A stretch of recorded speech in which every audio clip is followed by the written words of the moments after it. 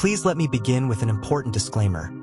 My goal is to provide information about psychological principles that people sometimes use to build rapport, but this is by no means a guide to manipulation or deception.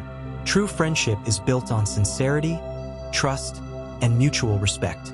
The purpose of this article is to help you better understand how some social mechanisms work and, perhaps, to improve your communication skills in a positive way. We all want to feel understood and accepted. There's a desire within each of us to be part of something bigger, to have close connections. And it's amazing how quickly that feeling can develop, even towards those we barely know.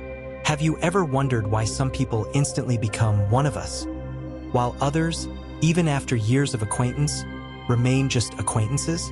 The secret lies in subtle, almost imperceptible psychological tricks that can work wonders in building instant likability and even a sense of friendship.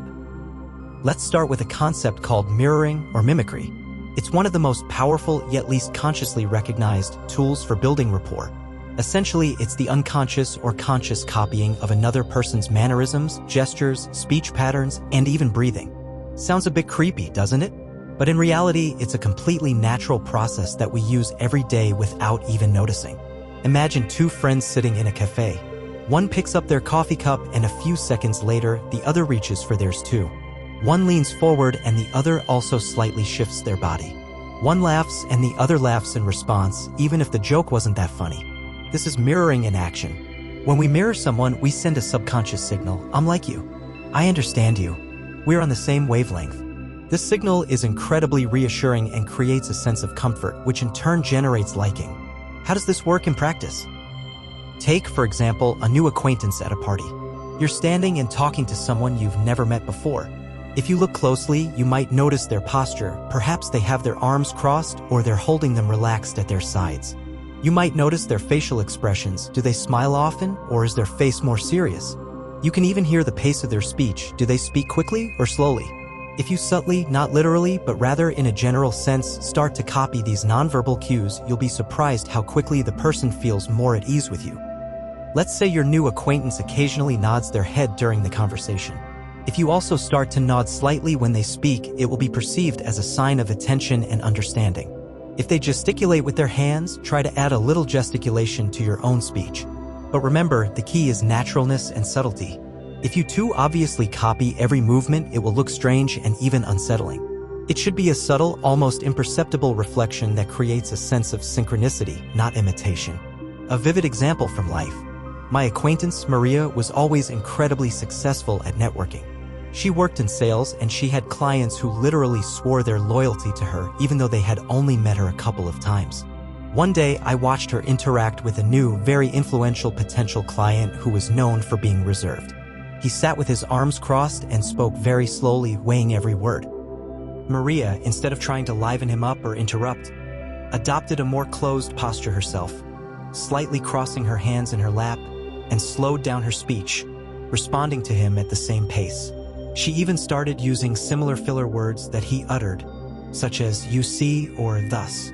Within 15 minutes, this man, who usually gave monosyllabic answers, was sharing his weekend plans with her. He felt that she understood him because she spoke his language, not only verbally but also non-verbally. Of course, the deal was closed. Mirroring isn't limited to body language alone. It also applies to voice. If someone speaks softly, don't shout in response. If they have a high-pitched voice, don't answer with a bass. Try to adjust at least slightly to their tone, volume, and pace of speech. This creates a sense of harmony, as if you're singing the same tune. The same goes for mood. If someone is upset about something, you don't need to immediately start joking and being overly cheerful.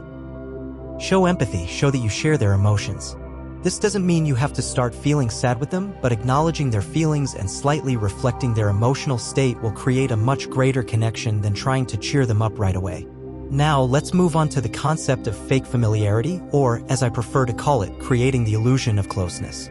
This isn't deception in the purest sense, but rather the use of our natural tendencies to categorize and form quick judgments. Our brains are constantly looking for shortcuts to understand the world around us. If we can quickly identify someone as one of us, it saves us energy and time. One powerful tool here is the use of common interests, even if they are minimal or superficial. You might meet someone for the first time, and during the conversation, it coincidentally turns out that you both love Italian cuisine or have been to the same city. Instantly, a feeling of we're alike, we're on the same wavelength arises. This feeling is easy to amplify. For example, if you learn that someone recently returned from a trip, ask them about specific places that you know are popular there, even if you've never been.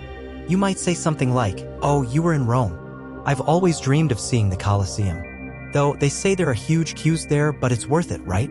This shows that you're not just listening, but as if you're already in the loop, that you have some common ground.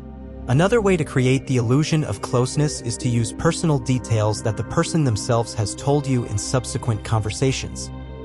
This shows that you listened carefully and remembered something important to them.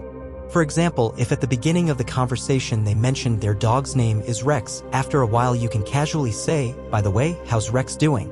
This immediately creates the impression that you're not just acquaintances, but someone who cares about their personal affairs. It's important not to overdo it and turn into a stalker. Use these details delicately and appropriately. I'll give another example. I had a colleague, Alexei, who always found common ground with everyone, from the cleaner to the CEO. His secret was simple: he always asked people questions about their personal lives, but not intrusively, but rather showing genuine interest. For example, if someone talked about their son who plays soccer, Alexei might ask a couple of days later, "How's your son doing with soccer? Is the match soon?" This didn't require deep knowledge of soccer, but showed that he remembered and cared. People felt comfortable with him, like an old friend, because he created this atmosphere of care and attention to their personal lives. Using diminutive forms of names or even nicknames, if appropriate and doesn't make the person uncomfortable, can also quickly reduce distance. Of course, caution is needed here. You shouldn't immediately call a stranger Sasha or Andriusha if they introduced themselves as Alexander or Andre. But if during the conversation you notice that they themselves use a more informal name, or if the tone of communication becomes friendly enough, then switching to a less formal name can signal your desire to reduce the distance and move to a closer level of communication. This creates the feeling that you've known each other long enough to allow such familiarity. Another interesting technique is to share something personal, but not too intimate, at the very beginning of an acquaintance. This could be a funny story from your life, a small problem you encountered, or just your personal opinion on some matter. When you share something personal, you show your vulnerability, and vulnerability is a powerful catalyst for connection. This subconsciously signals, "I trust you and you can trust me." Of course, you shouldn't immediately blurt out all your secrets. It should be something light and appropriate that helps the other person feel that you are open and ready for deeper communication. For example, you could say, "Oh, I almost overslept this morning because my cat decided that 7 a.m. was the perfect time to play soccer with a sock." This is a light, funny story that shows you as an ordinary person with whom one can laugh. The person might also share something similar, and then you've started a more personal conversation that goes beyond the formal. "How are you?" Now let's talk about emotional mirroring and reciprocal self-disclosure. Our emotional state is very contagious. If you want someone to feel comfortable and open, you need to be open and comfortable yourself. If you're nervous or closed off, the person will subconsciously feel it and become more closed off too. Therefore, it's important to be sincere in your willingness to communicate. Reciprocal self-disclosure is when two people take turns sharing personal information. When you share something personal, as we've already discussed, it subconsciously encourages the other person to share something of their own. This creates a kind of emotional dance, where each step brings you closer to each other. The more you share and the more the person shares in return, the deeper your connection becomes. This doesn't necessarily have to be deep secrets. It can be something simple, like a story about how you chose your profession or your vacation plans. Remember that all these techniques are tools for building genuine rapport, not for manipulation. The goal is not to deceive someone, but to create a comfortable and trusting atmosphere in which they can open up and feel on the same wavelength with you. True friendship is born from sincerity, not from clever tricks. But understanding these psychological mechanisms can help you become a more effective communicator, learn to connect with people faster, and build stronger, more positive relationships. After all, we all want to be understood and accepted. And when we give that feeling to another person, we receive it in return.